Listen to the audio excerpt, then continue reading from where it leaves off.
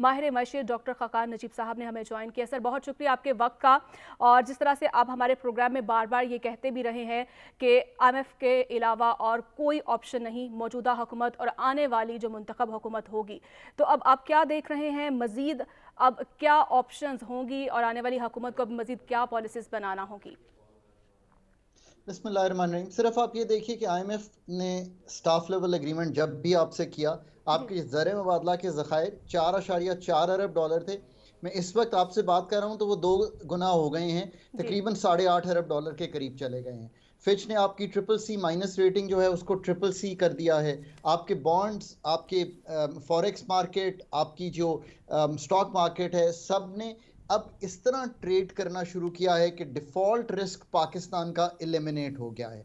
तो अगर हम आगे भी चलें तो इसको इसी तरह लेकर चलिए कि अगले 3 से 6 माह के लिए पाकिस्तान को जो कर्ज़े अदा करने थे, यानी कि जो बैलेंस ऑफ पेमेंट्स का चैलेंज था, वो लार्जली मीट हो जाएगा इस रकम से जो अब हम जमा करने जा रहे हैं। ये एक खुशाइन बात है। It's a breather, it's a sigh of relief for the 6 months. जी। याद रखिए, नवंबर में आपका एक जायजा होगा जो सितंबर के टारगेट्स पे बेस्ड है। पहला काम यह है कि इन टारगेट्स को मीट कीजिए, जिसमें बजट के अहदाफ हैं, जिसमें एक्सचेंज रेट मैनेजमेंट है, एनर्जी के अहदाफ हैं, एनर्जी की कीमतें हैं, एनर्जी का सर्कुलर डेट है। ये लार्जली ये चीज़ें हैं, ये आपको करनी है। मैं बिल्कुल अदब से ये अर्ज करना चाहता हूँ कि आपने पिछला प्रोग्राम इनकम्प्लीट ख़त्म किया है एज अ रेसिपिएंट कंट्री। ये एग्जैक्टली। कोई अच्छी बात नहीं है। This is not a good thing. आप ये भी देखिए मैडम कि आपने 21 प्रोग्राम जो हैं वो इनकम्प्लीट ख़त्म किए हैं। ये जो इम्तहान है जिसको स्टैंड बाय अरेंजमेंट कहूँगा मैं, ये कभी भी इनकम्प्लीट ना छोड़िएगा, इसलिए कि 23 अरब डॉलर आपने जमा करने हैं अगले साल में। आपकी इतनी सख्त नहीं होगी कि IMF के बगैर आप ये पैसे जमा कर सकें। सो आप बहुत मुश्किल में चले जाएंगे। ये है ओवरऑल जायज़ा। यानी डॉक्टर साहब इसके इसके बाद साथ भी साथ हमें एक नए प्रोग्राम में जाना डॉक्टर होगा, साहब, नई हुकूमत को आते ही एक नए प्रोग्राम में जाना होगा। इसका देखिए जवाब ये है कि आपको तीन काम जो हैं अब क्लियरली करने हैं।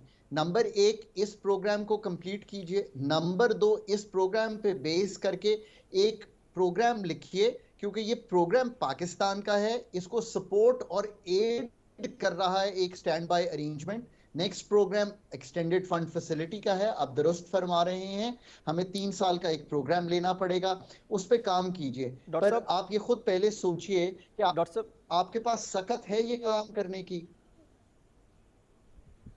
डॉक्टर नजीब साहब ये फरमाइए कि नवंबर में जायज़ा इजलास होना है, उससे कबल जो उन्होंने शराइत रखी उसको भी हमने जो पूरी की उसको आगे लेके चलना भी है। तो निगरान सेटअप भी आता दिखाई दे रहा है अगस्त के मेरे ख्याल 9 या 10 तारीख को।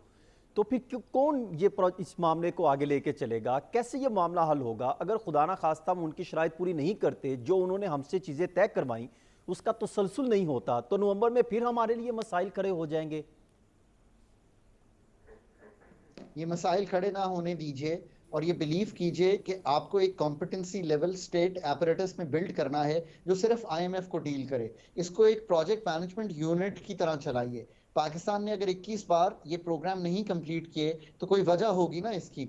मैं आपको इसकी कलीदी वजह सामने इसलिए रखने के काबिल हूँ कि मैंने पाकिस्तान का 13-16 का जो प्रोग्राम है एक छोटी टीम के साथ एंकर किया है, और हमने उसमें ये सीखा कि क्योंकि आगे 8-10 PhD तशरीफ लाते हैं, तो आप अपनी कॉम्पिटेंट साइड प्रोफेशनल्स पे energy, budgeting, expenditure, monetary side और एक ओवरऑल जो एंकर कर रहे हों लोग, इसको बनाइए। अहदाफ अपने तय कीजिए। 3 किस्म के अहदाफ हैं जो आपने पूरे करने हैं। ये इसमें आपके स्ट्रक्चरल बेंचमार्क्स जी। हैं, इनको पूरे करने की कोशिश कीजिए। इंडिकेटिव टारगेट्स हैं, क्राइटेरियाज हैं, इसके बगैर कोई और चारा नहीं है। और फिर आने वाली हुकूमत पे भी हम किसी वक्त अगर बात करें तो मैं ये सामने रखना चाहूँगा कि बगैर अब फंडामेंटल रिफॉर्म किए हुए हम किसी तरह भी आगे चल नहीं सकते।